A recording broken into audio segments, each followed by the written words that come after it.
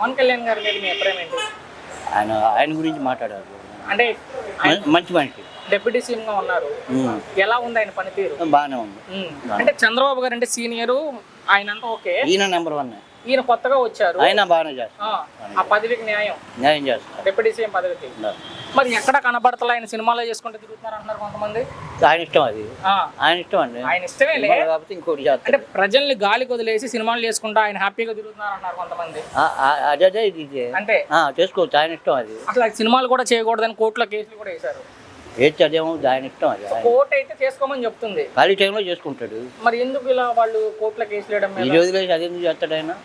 అసలు అక్కడి నుంచే ఆయన వచ్చింది. అవునులే. మరి ఇప్పుడు ఆయన డిప్యూటీ సీఎం అయ్యాక ఎలాంటి మార్పులు చూసారు ఈ రాష్ట్రంలో మీరంటే? బాగానే ఉందండి, రైతులకు బాగానే చేస్తారు. ఓకే, మరి ఆయన తిట్టే వాళ్ళకి ఏం చెప్తారు?